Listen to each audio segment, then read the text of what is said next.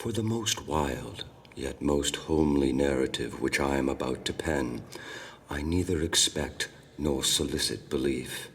Mad indeed would I be to expect it, in a case where my very senses reject their own evidence.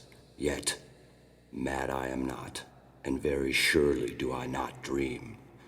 But tomorrow I die, and today I would unburden my soul. My immediate purpose is to place before the world, plainly, succinctly, and without comment, a series of mere household events.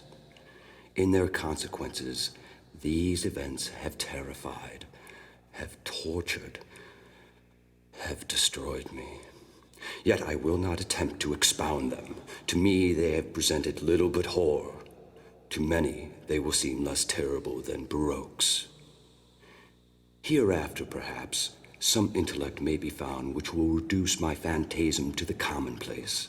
Some intellect more calm, more logical, and far less excitable than my own, which will perceive, in the circumstances I detail with awe, nothing more than an ordinary succession of very natural causes and effects. From my infancy, I was noted for the docility and humanity of my disposition. My tenderness of heart was even so conspicuous as to make me the jest of my companions. I was especially fond of animals, and was indulged by my parents with a great variety of pets. With these I spent most of my time, and never was so happy as when feeding and caressing them. This peculiarity of my character grew with my growth, and in my manhood I derived from it one of my principal sources of pleasure. To those who have cherished an affection for a faithful and sagacious dog, I need hardly be at the trouble of explaining the nature or the intensity of the gratification thus derivable.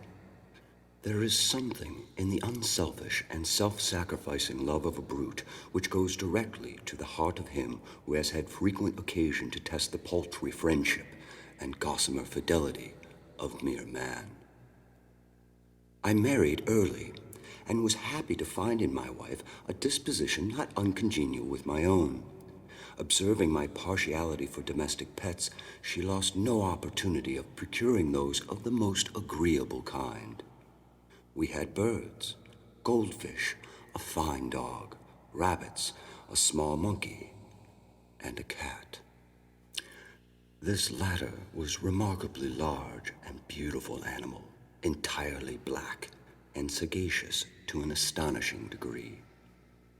In speaking of his intelligence, my wife, who at heart was not a little tinctured with superstition, made frequent allusion to the ancient popular notion which regarded all black cats as witches in disguise. Not that she was ever serious on that point, and I mention the matter at all for no better reason than it happens just now to be remembered. Pluto, that was the cat's name, was my favorite pet and playmate. I alone fed him, and he attended me wherever I went about the house. It was even with difficulty that I could prevent him from following me through the streets. Our friendship lasted in this manner for several years, during which my general temperament and character, through the instrumentality of the fiend intemperance I had, I blush to confess it, experienced a radical alteration for the worse. I grew, day by day, more moody, more irritable, more regardless of the feelings of others. I suffered myself to use intemperate language to my wife. At length, I even offered her personal violence. My pets, of course, were made to feel the change in my disposition. I not only neglected, but ill-used them. For Pluto, however, I still retained sufficient regard to restrain me from maltreating him, as I made no scruple of maltreating the rabbits, the monkey, or even the dog, when by accident or through affection they came my way. But my disease grew upon me. For what disease is like alcohol? And at length even Pluto, who was now becoming old and consequently somewhat peevish, even Pluto began to experience the effects of my ill temper. One night, returning home, much intoxicated from one of my haunts about town, I fancied the cat avoided my presence. I seized him, when in his fright at my violence he inflicted a slight wound upon my hand with his teeth. The fury of a demon instantly possessed me. I knew myself no longer. My original soul seemed at once to take its flight from my body, and a more than fiendish malevolence, gin-nurtured, thrilled every fiber of my frame. I took from my waistcoat pocket a penknife, opened it, grasped the poor beast by the throat, and deliberately cut out one of its eyes from the socket. I blush. I burn, I shudder while I pen the damnable atrocity. When reason returned with the morning, when I had slept off the fumes of the night's debauch, I experienced a sentiment half of horror, half of remorse for the crime of which I had been guilty. But it was, at best, a feeble and equivocal feeling, and the soul remained untouched. I again plunged into excess, and soon drowned in wine all memory of the deed. In the meantime, the cat slowly recovered. The socket of the lost eye presented, it is true, a frightful appearance, but he no longer appeared to suffer any pain. He went about the house as usual, but, as might be expected, fled in extreme terror at my approach. I had so much of my old heart left as to be at first grieved by this evident dislike on the part of a creature which had once so loved me. But this feeling soon gave place to irritation, and then came, as if to my final and irrevocable overthrow, the spirit of perverseness.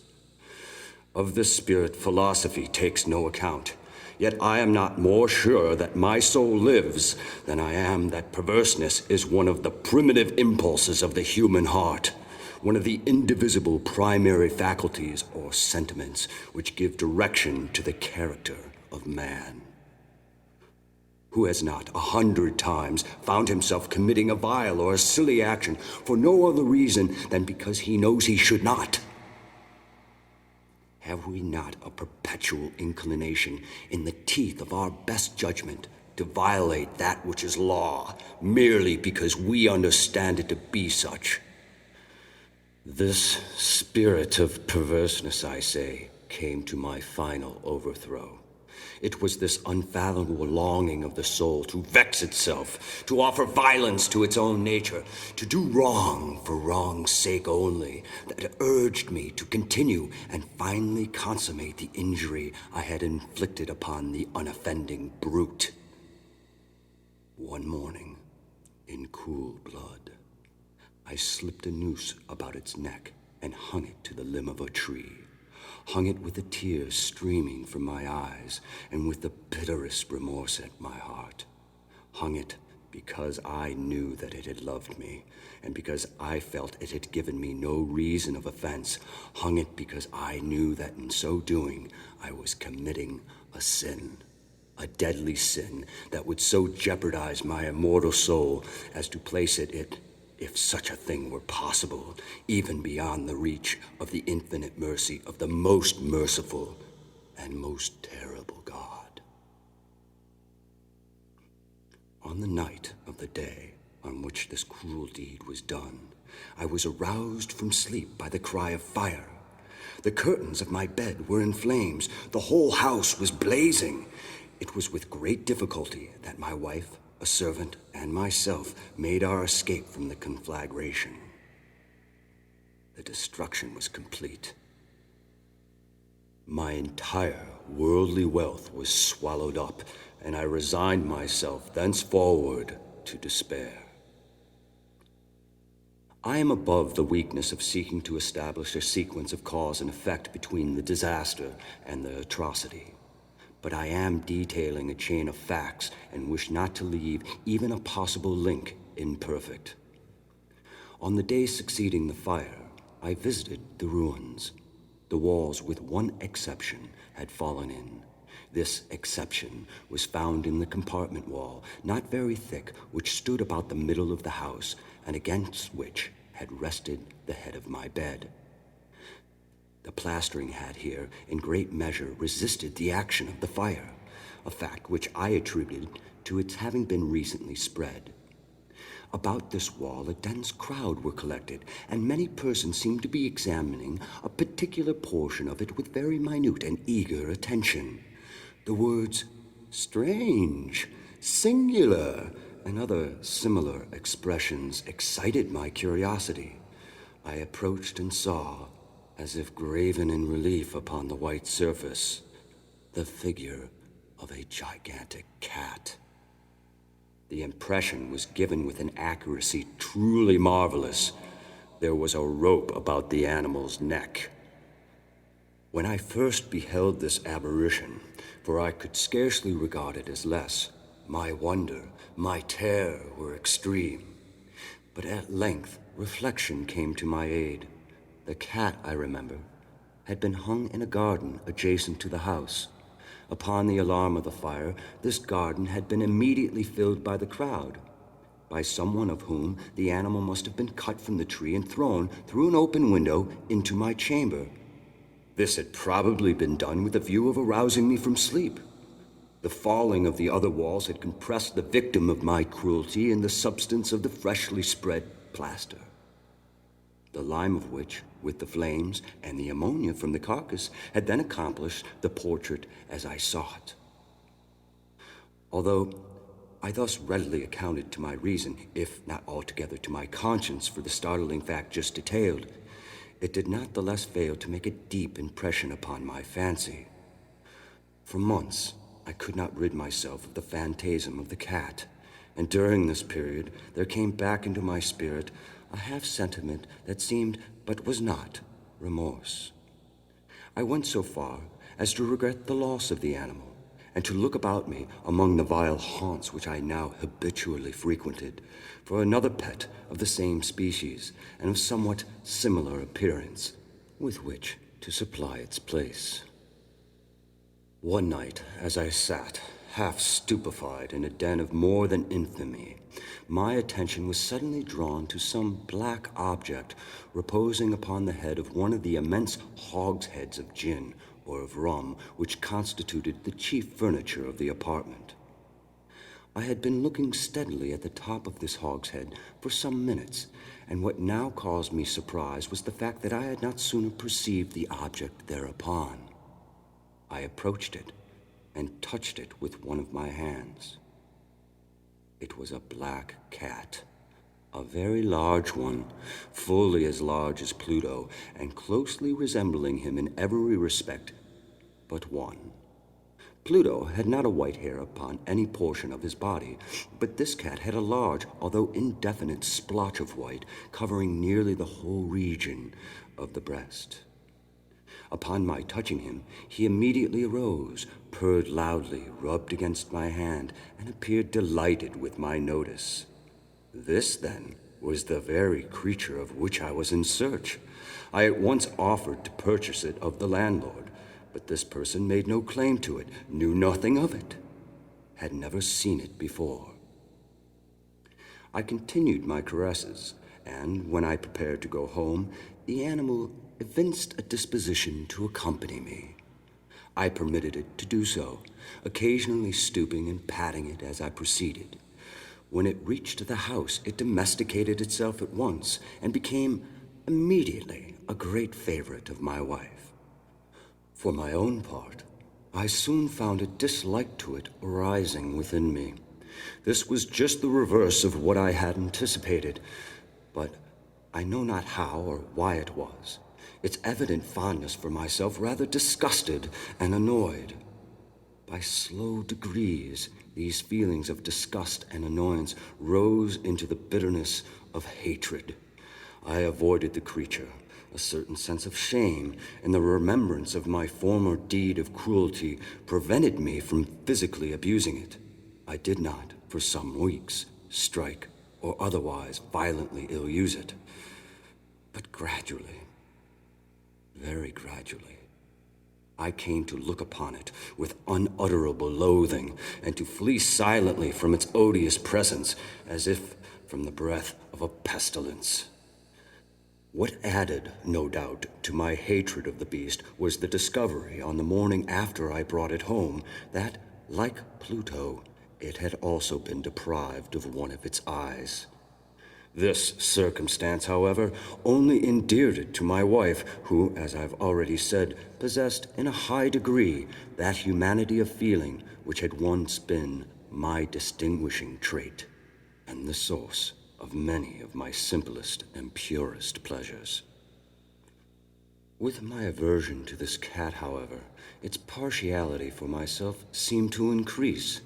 It followed my footsteps with a pertinacity which would be difficult to make the reader comprehend. Whenever I sat, it would crouch beneath my chair or spring upon my knees, covering me with its loathsome caresses. If I arose to walk, it would get between my feet and thus nearly throw me down, or, fastening its long, sharp claws in my dress, clamber in this manner to my breast.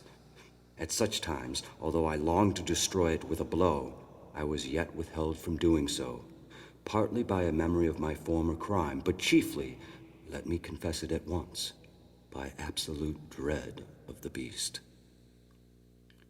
This dread was not exactly a dread of physical evil, and yet I should be at a loss at how otherwise to define it. I am almost ashamed to own, yes, even in this felon's cell, I am almost ashamed to own that the terror and the horror with which the animal inspired me had been heightened by one of the merest chimeras it would be possible to conceive. My wife had called my attention more than once to the character of the mark of white hair of which I have spoken, and which constituted the sole visible difference between the strange beast and the one I had destroyed. The reader will remember that this mark, although large, had been originally very indefinite, but by slow degrees nearly imperceptible, and which for a long time my reason struggled to reject as fanciful, it had at length assumed a rigorous distinctness of outline. It was now the representation of an object that I shudder to name, and for this, above all, I loathed and dreaded, and would have rid myself of the monster had I dared. It was now, I say, the image of a hideous, of a ghastly thing, of the gallows. O mournful and terrible engine of horror and of crime, of agony and of death. And now I was indeed wretched beyond the wretchedness of mere humanity, and a brute beast whose fellow I had contemptuously destroyed, a brute beast to work it out for me, a man, fashioned in the image of the high God, so much of an insufferable woe. Alas, neither by day nor by night knew I the blessing of rest any more.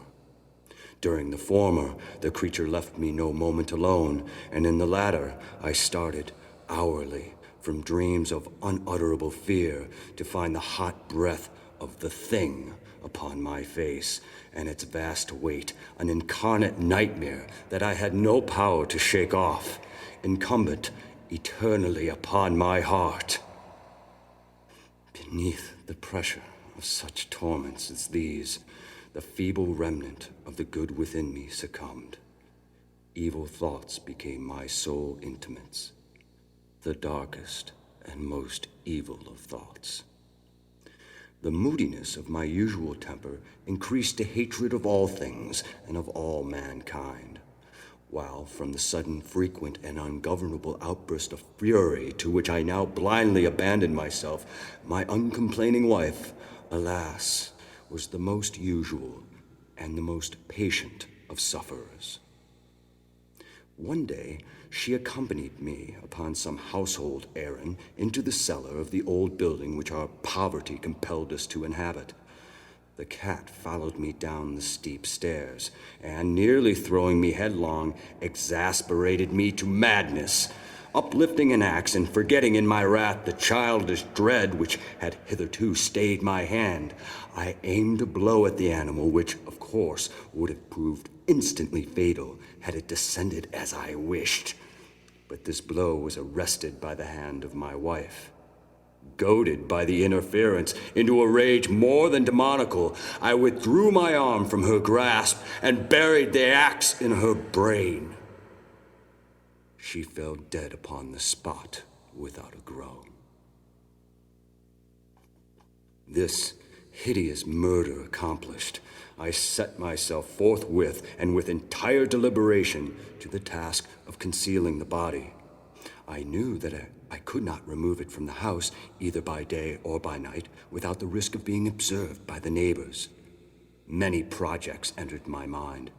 At one period, I thought of cutting the corpse into minute fragments and destroying them by fire. At another, I resolved to dig a grave for it in the floor of the cellar. Again, I deliberated about casting it in the well in the yard, about packing it in a box as if merchandise with the usual arrangements, and so getting a porter to take it from the house. Finally, I hit upon what I considered a far better expedient than either of these. I determined to wall it up in the cellar, as the monks of the Middle Ages are recorded to have walled up their victims. For a purpose such as this, the cellar was well adapted. Its walls were loosely constructed and had lately been plastered throughout with a rough plaster, which the dampness of the atmosphere had prevented from hardening. Moreover, in one of the walls was a projection caused by a false chimney or fireplace that had been filled up and made to resemble the rest of the cellar. I made no doubt that I could readily displace the bricks at this point, insert the corpse, and wall up the hole as before, so that no eye could detect anything suspicious. And in this calculation, I was not deceived. By means of a crowbar, I easily dislodged the bricks, and having carefully deposited the body against the inner wall, I propped it in that position while, with little trouble, I relaid the whole structure as it originally stood. Having procured mortar, sand, and hair with every possible precaution, I prepared a plaster which could not be distinguished from the old, and with this I very carefully went over the new brickwork. When I had finished, I felt satisfied that all was right. The wall did not present the slightest appearance of having been disturbed. The rubbish on the floor was picked up with the minutest care. I looked around triumphantly and said to myself, "Here at last, then, my labor has not been in vain." My next step was to look for the beast which had been the cause of so much wretchedness. For I had at length firmly resolved to put it to death. Had I been able to meet with it at the moment, there could have been no doubt of its fate. But it appeared that the crafty animal had been alarmed at the violence of my previous anger and forbore to present itself in my present mood. It is impossible to describe or to imagine the deep, the blissful sense of relief which the absence of the detested creature occasioned in my bosom. It did not make its appearance during the night, and thus, for one night at least, since its introduction into the house, I soundly and tranquilly slept. Slept, even with the burden of murder upon my soul. The second and the third day passed, and still my tormentor came not. Once again I breathed as a free man. The monster, in terror, had fled the premises forever. I should behold it no more. My happiness was supreme. The guilt of my dark deed disturbed me but little. Some few inquiries had been made, but these had been readily answered. Even a search had been instituted, but of course nothing was to be discovered. I looked upon my future felicity as secured. Upon the fourth day of the assassination, a party of the police came, very unexpectedly, into the house, and proceeded again to make rigorous investigation of the premises. Secure, however, in the inscrutability of my place of concealment, I felt no embarrassment whatever. The officers bade me accompany them in their search. They left no nook or corner unexplored. At length, for the third or fourth time, they descended into the cellar. I quivered not in a muscle. My heart beat calmly as that of one who slumbers in innocence. I walked the cellar from end to end. I folded my arms upon my bosom and roamed easily to and fro. The police were thoroughly satisfied and prepared to depart. The glee at my heart was too strong to be restrained. I burned to say if but one word by way of triumph, and to render doubly sure their assurance of my guiltlessness. "Gentlemen," I said at last, as the party ascended the steps, "I delight to have allayed your suspicions. I wish you all health, and a little more courtesy. By the by, gentlemen, this is a very well-constructed house." In the rabid desire to say something easily, I scarcely knew what I uttered at all. "I may say an excellently well-constructed house. These walls... Are you going, gentlemen? These walls are solidly put together." And here, through the mere frenzy of bravado, I rapped heavily with a cane which I held in my hand upon that very portion of the brickwork behind which stood the corpse of my wife of my bosom. But may God shield and deliver me from the fangs of the arch-fiend. No sooner had the reverberation of my blow sunk into silence than I was answered by a voice from within the tomb, by a cry, at first muffled and broken like the sobbing of a child, and then quickly swelling into one long, loud, and continuous scream, utterly anomalous and inhuman. A howl, a wailing shriek, half of horror and half of triumph, such as might have arisen only out of hell, conjointly from the throats of the damned in their agony, and the demons that exult in the damnation. Of my own thoughts, it is folly to speak. Swooning, I staggered to the opposite wall. For one instant, the party upon the stairs remained motionless through extremity of terror and of awe.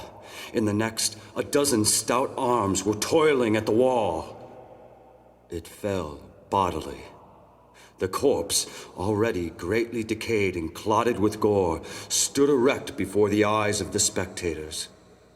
Upon its head, with red, extended mouth and solitary eye of fire, sat the hideous beast whose craft had seduced me into murder and whose informing voice had consigned me to the hangman.